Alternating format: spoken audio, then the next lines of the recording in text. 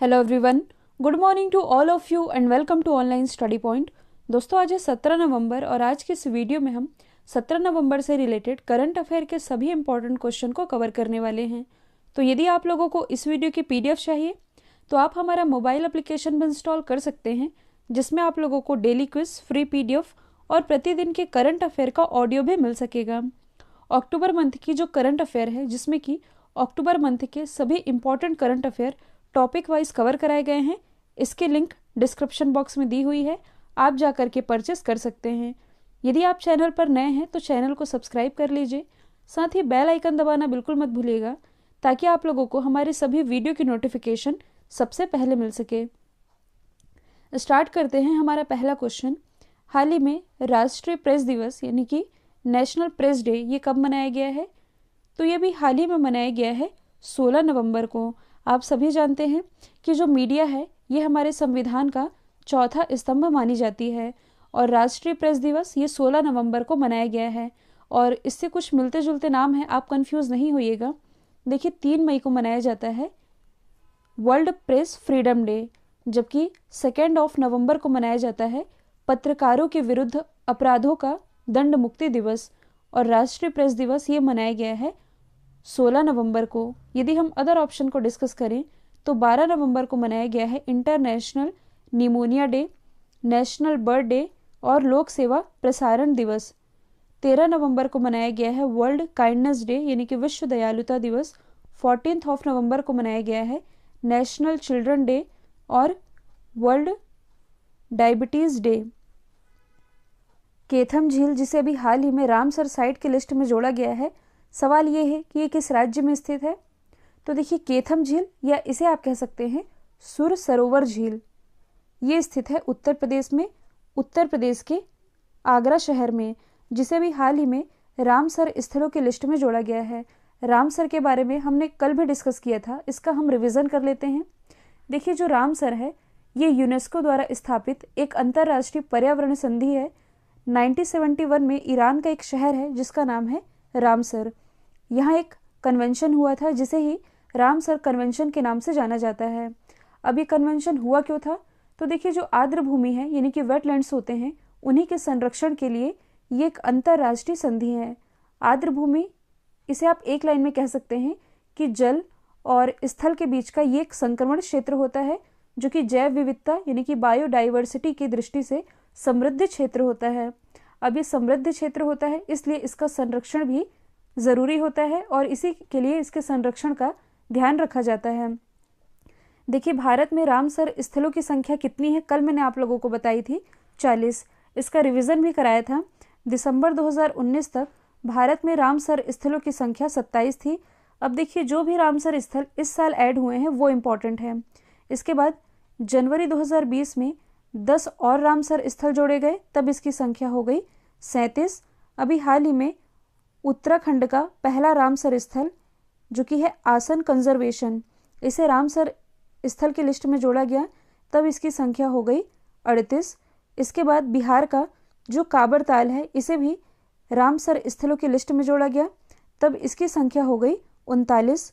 कल मैंने आप लोगों को बताया था महाराष्ट्र के लोनार लेक को रामसर स्थल की लिस्ट में जोड़ा गया है, इसकी संख्या हो गई 40। और अब ये जो उत्तर प्रदेश का केथम झील या आप कह सकते हैं सुर सरोवर झील, इसके ऐड होने के बाद भारत में रामसर स्थलों की संख्या कुल हो गई है 41। तो ये सभी आप याद रखेंगे, स्पेशली उन रामसर स्थलों को आप याद रखेंगे जो कि इस साल ऐड हुए हैं। हाल ही में तुर्की ग्रैंड प्रिक्स 2020 किसने जीती है? तो ये भी हाल ही में जीत ली है लुइस हैमिल्टन ने। लुइस हैमिल्टन जो कि मर्सिडीज के ड्राइवर हैं और इंग्लैंड से बिलोंग करते हैं।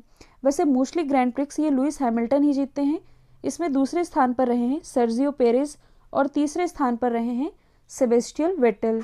अब देखिए, ये है तुर्की ग्रैंड प्रिक्स, तो आप मैप में देख सकते हैं तुर्की की लोकेशन। कल मैंने आप लोगों को बताया था कि रशिया जो है ये एशिया महाद्वीप में भी स्थित है और यूरोप महाद्वीप में भी स्थित है। ऐसी ही दूसरी कंट्री है तुर्की। तो देखिए, तुर्की जो है इसका जो सबसे बड़ा शहर है जिसका नाम है इस्तांबुल। जो इस्तांबुल है ये यूरोप महाद्वीप में स्थित है। तुर्की की यदि हम बात करें तो इसकी कैपिटल क्या है? अंकारा। करेंसी तो ये है टर्किश लीरा। देखिए अभी हाल ही में तुर्की के पूर्व प्राइम मिनिस्टर जिनका नाम था मेसूत यिल्माज, इनका भी हाल ही में निधन हुआ है। इसे यदि आप थोड़ा जूम करके देखेंगे तो देखिए ये जो है तुर्की, आप इस्तांबुल देख सकते हैं जिसके बारे में अभी मैंने आप लोगों को बताया है। इस्तांबुल ये लगता है यूरोप महाद्वीप से, बाकी पूरा तुर्की एशिया महाद्वीप के अंतर्गत आता है। तुर्की के आसपास की यदि आप लोकेशन देखेंगे तो यहाँ तो है मेडिटेरियन सी, लेकिन इससे भी इम्पॉर्टेंट है ब्लैक सी, जो कि चर्चे में रही है। और क्यों चर्चे में रही है, तो देखिए अभी हाल ही में जो तुर्की है इसने इसी ब्लैक सी में यानी कि काले सागर में प्राकृतिक गैस मतलब कि नेचुरल गैस के विशाल भंडार की खोज की है। पहले क्या होता था कि जो तुर्की है ये नेचुरल गैस के लिए अदर कंट्रीज़ पर डिपेंड होता था, जैसे कि इराक या सऊदी अरब पर डिपेंड होता था। लेकिन अब ये जो प्राकृतिक गैस की खोज तुर्की ने की है, इस खोज के बाद इसकी विदेशों पर निर्भरता कम होगी। बच्चों के लिए विश्व की पहली ट्रॉम लाइब्रेरी का उद्घाटन भारत के किस शहर में किया गया है, तो इसका उद्घाटन अभी हाल ही में किया गया है कोलकाता से। तो ट्रॉम में बच्चों के लिए विश्व की पहली लाइब्रेरी ये शुरू की गई है कोलकाता से। और किसके द्वारा इसकी शुरुआत हुई है, पश्चिम बंगाल परिवहन निगम के द्वारा। अच्छा, इस क्वेश्चन में जो टर्म लिखा हुआ है ट्रॉम, इससे आप क्या समझते हैं, तो इसे आप एक लाइन में कह सकते हैं कि यात्रा के दौरान या सफ़र के दौरान किताबों का साथ। कहने का मतलब है कि ट्रॉम में यात्रा के दौरान इन किताबों को पढ़ा जा सकता है। और ये जो पूरा ट्रॉम है ये लगभग 1000 किताबों से सजा होगा, जो कि आप इमेज में देख भी पा रहे हैं। और देखिए यदि कहा जाए तो दुनिया में कहीं भी इस तरह का कॉन्सेप्ट नहीं है, तो कहा यह जा सकता है कि भारत ने अपनी तरह की ये पहली पहल शुरू की है। और इस ट्रॉम में किताबें बस नहीं होंगी, कहने का मतलब है कि इसमें आप ऑनलाइन बुक्स यदि पढ़ना चाहते हैं तो आप लोगों को फ्री वाईफाई हॉटस्पॉट की भी सुविधा प्रोवाइड कराई जाएगी। अब यदि हम बात करें कोलकाता की, जो कि वेस्ट बंगाल की कैपिटल है, ये बसी हुई है हुगली नदी के किनारे। इसी हुगली नदी पर प्रसिद्ध हावड़ा ब्रिज भी बनाया गया है। अच्छा, आप लोगों ने सुंदरवन डेल्टा का नाम ज़रूर सुना होगा, जो कि विश्व का सबसे बड़ा डेल्टा है। ये पश्चिम बंगाल में स्थित है। और किस नदी पर है, तो ये है ब्रह्मपुत्र नदी पर। अब यदि हम अदर ऑप्शन को डिस्कस करें तो देखिए जो कोट्टूर है, जो कि केरल में स्थित है, तो केरल के कोट्टूर में विश्व का सबसे बड़ा एलिफेंट रिहैबिलिटेशन सेंटर स्थापित किया गया है। यदि हम बात करें भावनगर की, तो भावनगर जो कि गुजरात में स्थित है, यहाँ विश्व का पहला सीएनजी पोर्ट टर्मिनल स्थापित किया गया है। यदि हम बात करें अशोकपुरम की, जो कि कर्नाटक में स्थित है, तो अभी हाल ही में कर्नाटक के अशोकपुरम में भारत का पहला चंदन संग्रहालय यानी कि सैंडलवुड म्यूजियम ये स्थापित किया गया है। देखिए आप लोग अनअकैडमी की इस टेस्ट सीरीज से जुड़ना बिल्कुल मत भूलिएगा, जो कि नवंबर 9 से लेकर के 27 नवंबर तक चलाई जा रही है। इसका शेड्यूल कुछ इस तरह से है कि इसमें आप लोगों को quant test, English test, reasoning, GA और जीएस के टेस्ट मिलेंगे, जो कि आपके आने वाले किसी भी एग्जाम की तैयारी के लिए इम्पॉर्टेंट रोल प्ले कर रहे हैं। इसके लिंक डिस्क्रिप्शन बॉक्स में दी हुई है, इससे आप जाकर के जुड़ सकते हैं। नेक्स्ट है कोविड-19 सुरक्षा मिशन के लिए वित्त मंत्रालय द्वारा कितने रुपए के अनुदान की घोषणा की गई है। तो देखिए इस महामारी से निपटने के लिए सुरक्षा मिशन के लिए जो हमारा वित्त मंत्रालय है, इसने 900 करोड़ रुपए के अनुदान की घोषणा की है।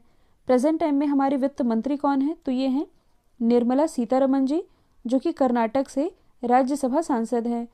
फोर्ब्स द्वारा जारी किए गए विश्व की सबसे शक्तिशाली महिलाओं की लिस्ट में इनका स्थान है 34वां। पहले स्थान पर है जर्मनी की चांसलर एंजेला मर्केल। अब देखिए यदि आप वित्त मंत्रालय को करंट से रिलेट करेंगे तो हाल ही में जो वित्त मंत्रालय है इसने आयकर यानी कि इनकम टैक्स से रिलेटेड जो समय सीमा थी इसे जून 2020 तक बढ़ा दिया है। इसके अलावा हाल ही में वित्त मंत्रालय ने सभी बैंक अकाउंट्स को 31 मार्च 2021 तक, मतलब कि इससे पहले, आधार से जोड़ने का निर्देश भी दिया है। नेक्स्ट है हाल ही में दुनिया के सबसे कम उम्र की लेखक के रूप में किसे मान्यता मिली है, तो ये मिली है अभिजीता गुप्ता को। अभिजीता गुप्ता ये मात्र 7 साल की हैं और अभी हाल ही में इनके द्वारा एक किताब लिखी गई है जिसका नाम है हैप्पीनेस ऑल अराउंड, और इसी किताब के लिए इन्हें विश्व के सबसे कम उम्र की लेखक के रूप में मान्यता मिल गई है। अब ये है कौन, तो आप लोगों ने प्रसिद्ध कवि मैथिली शरण गुप्त जी का नाम सुना होगा। इन्हीं की ये परपोती हैं जिनका नाम है अभिजीता गुप्ता। इन्हें कुछ समय पहले ही ग्रैंड मास्टर इन राइटिंग का खिताब भी मिल चुका है। यदि हम अदर ऑप्शन को डिस्कस करें तो भारत के जो मशहूर शेफ हैं विकास खन्ना, इनके द्वारा हाल ही में एक किताब लिखी गई है जिसका नाम है kitchen of gratitude. Chetan Bhagat, हाल ही में इनके द्वारा एक किताब लिखी गई है जिसका नाम है वन अरेंज्ड मर्डर। अच्छा, मारिके लुकास रिजनेवेल्ड, ये कौन है? इनका नाम भी अभी चर्चे में रहा है। तो देखिए अभी हाल ही में जो इंटरनेशनल बुकर प्राइज़ दिए गए, तो इंटरनेशनल बुकर प्राइज़ जीतने वाली ये सबसे कम उम्र की लेखिका बनी है। इनकी उम्र है मात्र 29 साल, जो कि बिलोंग करती हैं नीदरलैंड से। हाल ही में रक्षा मंत्रालय ने QRSAM मिसाइल का सफलतापूर्वक परीक्षण कहाँ से किया है? तो ये परीक्षण किया गया है ओडिशा के बालासोर जिले से। अब इस क्वेश्चन में जो टर्म लिखा हुआ है QRSAM, इसकी फुल फॉर्म बनती है quick reaction surface to air missile, जो कि मूवमेंट पर नज़र रखने और टारगेट को ट्रैक करने के लिए कैपेबल है और इसे DRDO के द्वारा डेवलप किया गया है। DRDO यानी कि डिफेंस रिसर्च डेवलपमेंट ऑर्गेनाइजेशन, स्थापना हुई थी 1958 में, हेडक्वार्टर स्थित है नई दिल्ली में। इसके अध्यक्ष हैं G सतीश रेड्डी, जिनका भी हाल ही में कार्यकाल भी बढ़ाया गया है और इसी का सफलतापूर्वक परीक्षण किया गया है ओडिशा से। तो आप मैप में देख सकते हैं ओडिशा की लोकेशन। इसकी राजधानी है भुवनेश्वर और भुवनेश्वर में कुछ समय पहले ही खेलो इंडिया यूनिवर्सिटी गेम्स के पहले एडिशन का आयोजन किया गया था, जिसमें पहले स्थान पर रही थी पंजाब यूनिवर्सिटी चंडीगढ़। मुख्यमंत्री हैं नवीन पटनायक, जिन्हें कुछ समय पहले ही पेटा इंडिया के द्वारा हीरो टू एनिमल अवार्ड से नवाजा गया है। राज्यपाल तो ये हैं Ganeshi Lal. Important national park की यदि बात की जाए तो भीतरकनिका नेशनल पार्क और सिमलीपाल नेशनल पार्क, ये दोनों स्थित है ओडिशा में। हाल ही में ओडिशा गवर्नमेंट के द्वारा मूव विद्युत पोर्टल ये लॉन्च किया गया है। इसके अलावा ओडिशा की जो राजधानी है भुवनेश्वर के अंधारुआ में कोविड-19 वैक्सीन उत्पाद केंद्र की स्थापना की जाएगी, जो भारत बायोटेक है, इसकी मदद से इसकी स्थापना की जाएगी ओडिशा के ही अंधारुआ में। नेक्स्ट है, हाल ही में देश का सबसे लंबा नदी पुल किस नदी पर बनाया जाएगा? तो ये बनाया जाएगा ब्रह्मपुत्र नदी पर। तो देखिए मेघालय के फूलबेयर से असम के धुबरी को जोड़ने वाली जो नदी है जिसका नाम है ब्रह्मपुत्र नदी, इसी नदी पर 20 किलोमीटर लंबा ये 4 लेन सड़क पुल का निर्माण किया जाएगा, जिससे कि असम और मेघालय के बीच की दूरी 203 किलोमीटर कम हो जाएगी। अब दूरी कम होगी मतलब कि पहुंचने में भी कम समय लगेगा। और इस पुल को बनाने का जो कॉन्ट्रैक्ट है ये किसे मिला है? L&T कंपनी को, यानी कि लॉसन एंड टर्बो कंपनी के द्वारा इसे बनाया जाएगा। और इस पुल के निर्माण के बाद पूर्वोत्तर भारत में राज्यों की कनेक्टिविटी ये बढ़ जाएगी और इस पुल का जो निर्माण है ये 2026 से 27 तक कंप्लीट हो सकता है। और देखिए यदि कहा जाए तो वर्तमान में भारत का सबसे लंबा नदी पुल ये है भूपेन हजारिका पुल और इस पुल की लंबाई है लगभग 9.15 किलोमीटर, जिसका उद्घाटन प्राइम मिनिस्टर नरेंद्र मोदी जी के द्वारा 2017 में किया गया था। लेकिन अब देश का सबसे लंबा नदी पुल ये बनाया जा रहा है ब्रह्मपुत्र नदी पर। देखिए इस क्वेश्चन में आप कंफ्यूज नहीं होइएगा, ये तो हम डिस्कस कर रहे हैं रोड पुल के बारे में। कुछ समय पहले ही असम के बोगीबील से ही, ये दिसंबर 2018 की बात है, जो प्राइम मिनिस्टर है नरेंद्र मोदी जी, इन्होंने असम के बोगीबील पुल का उद्घाटन किया था। ये भी ब्रह्मपुत्र नदी पर ही बनाया गया था और ये भारत का सबसे बड़ा रेलवे पुल है, तो इसमें आप कंफ्यूज नहीं होइएगा। अब यदि हम बात करें ब्रह्मपुत्र नदी की, तो ब्रह्मपुत्र नदी इसका उद्गम कहाँ से है? इसका उद्गम है तिब्बत के मानसरोवर से और ये जो नदी है ये तिब्बत, भारत और बांग्लादेश से होकर के बहती है। तिब्बत में इसे सांगपो नदी के नाम से जाना जाता है, बांग्लादेश में इसे जमुना के नाम से और भारत में इसे ब्रह्मपुत्र नदी के नाम से जानते हैं। और भारत में भी जो अरुणाचल प्रदेश है, अरुणाचल प्रदेश में ब्रह्मपुत्र नदी को देहांग नदी के नाम से जाना जाता है। देखिए जो विश्व का सबसे बड़ा नदी द्वीप है जिसका नाम है माजुली नदी द्वीप, ये ब्रह्मपुत्र नदी पर ही स्थित है। नेक्स्ट है, हाल ही में बांग्ला फिल्म के किस प्रसिद्ध अभिनेता का 85 वर्ष की आयु में निधन हो गया है? तो इनका नाम था सौमित्र चटर्जी, जो कि बांग्ला फिल्म के प्रसिद्ध अभिनेता थे।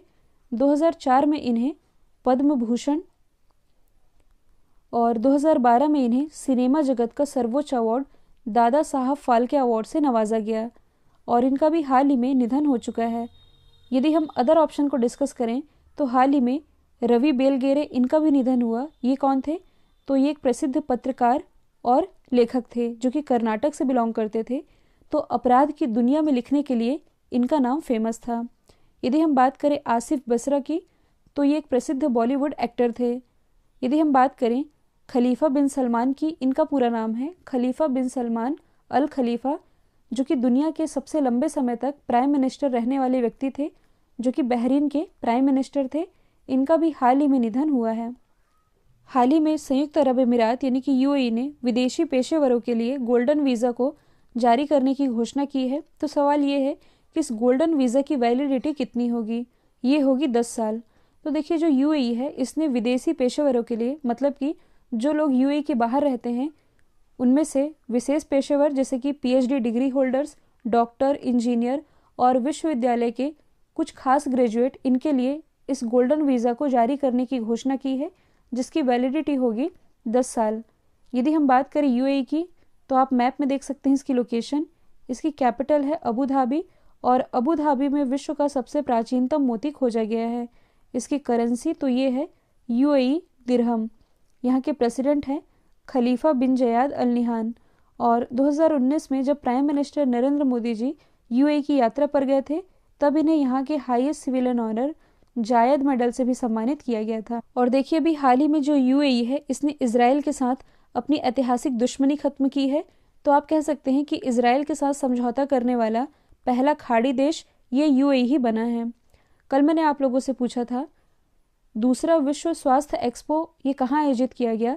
राइट आंसर था कोरोना की जन्म स्थली वुहान। अब आप लोगों के लिए आज का सवाल है, कोलिंस डिक्शनरी ने किस शब्द को word of the year declare किया है? तो इसका जो भी आंसर है कमेंट बॉक्स में बताइएगा। वीडियो यदि पसंद आया है तो एक लाइक कीजिए, एटलीस्ट एक स्टडी रिलेटेड ग्रुप में शेयर करना बिल्कुल मत भूलिएगा।